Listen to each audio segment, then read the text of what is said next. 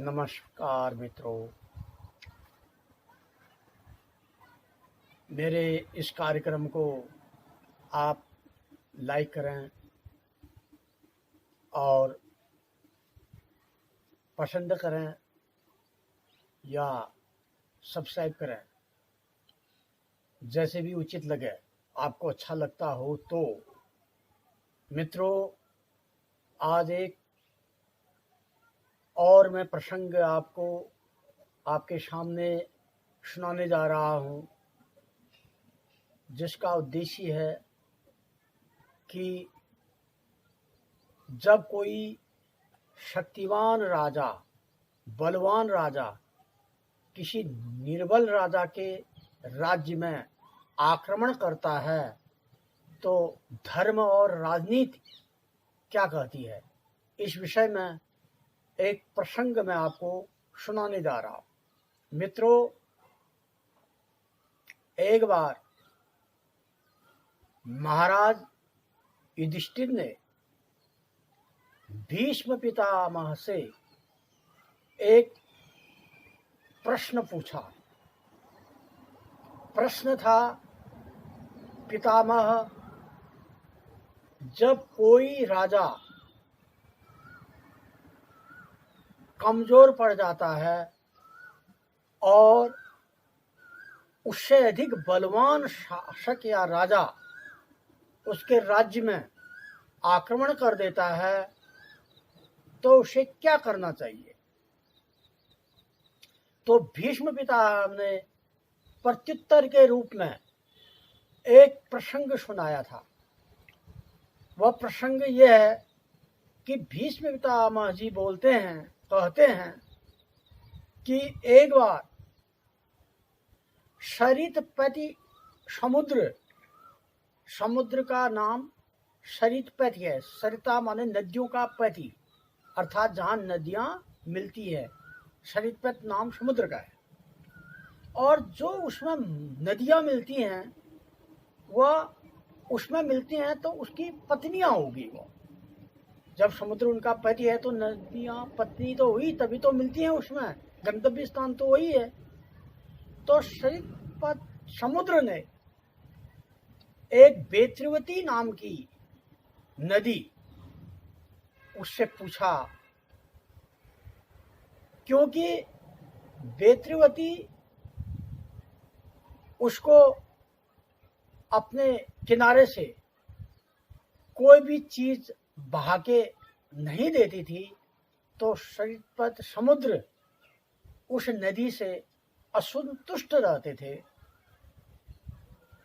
यह कारण बेत्रवती ने एक बार समुद्र से पूछा कि आप मुझे क्यों पसंद नहीं करते हैं, क्यों आप मुझसे असंतुष्ट हैं।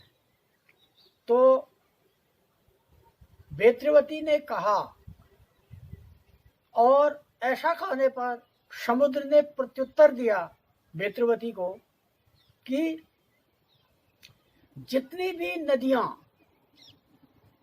घूम फिर के आती है हिमालय से या कहीं से, वह अपने साथ अनेक प्रकार के औषधियों को, वनस्पतियों को, या जो भी उसके किनारे पर पड़ने वाली वस्तुएं हैं उनको बहा के लाती हैं, सब नदियां। लेकिन एक तुम ही ऐसे हो जबकि तुम्हारे किनारे पर विभिन्न प्रकार के बैत की झाड़ियां हैं, बैत के वृक्ष हैं, और कभी भी एक बैत का टुकड़ा बहा करके भी तुम मेरे पास नहीं लाए, तो इसलिए मैं तुमसे असंतुष्ट हूं और इसका कारण तुम मुझे बताओ।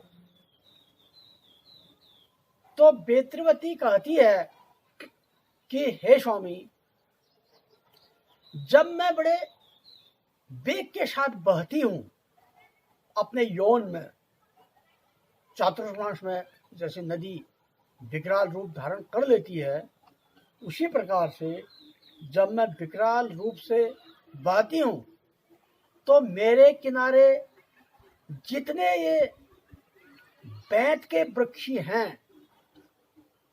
ये सब झुक जाते हैं और वह जमीन में अपनी चोटी को अपने जड़ के साथ मिला देते हैं, मेरे सामने झुक जाते हैं और मैं ऐसा दृश्य देख करके सीधे ही आगे बढ़ जाती हूँ। परंतु जब मैं आगे बढ़ जाती हूँ तो ये फिर सिर उठा के सीना तान के फिर खड़े हो जाते हैं। तो यह क्रम जो है रोज का ही हो गया है, इसलिए मैं इनको बहा के नहीं ले पाती हूँ। तो भीष्म पिताजी ने युधिष्ठिर से कहा, यही निर्बल राजा का भी है। जब कोई बलवान राजा है निर्बल राजा के राज्य में आक्रमण कर देता है तो निर्बल राजा को झुक जाना चाहिए। जिस प्रकार से बेत्रवती के सामने बैत के वृक्ष झुक जाते हैं, यही राजनीति कहती है और यही धर्म नीति भी कहती है। तो कहने का तात्पर्य है कि नम्रता, और नम्रता यदि हो जाएगी आदमी के अंदर, आदमी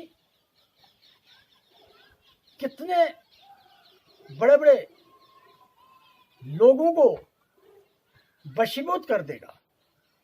नम्रता एक बहुत बड़ा गुण है, कितने ही दुर्गुण हो जाए, लेकिन यदि नम्रता व्यक्ति के पास है, आत्मसमर्पण, बलवान के सामने आत्मसमर्पण कर दिया जाए तो व्यक्ति सुरक्षित रह सकता है।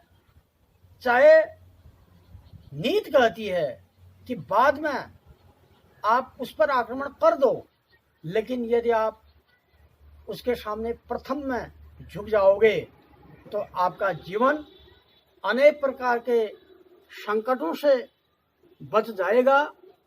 यही इस कथा का उद्देश्य और शिक्षा और यही समझने के लिए एक उदाहरण है। इन्हीं शब्दों के साथ मैं अपनी वाणी को विराम देता हूँ।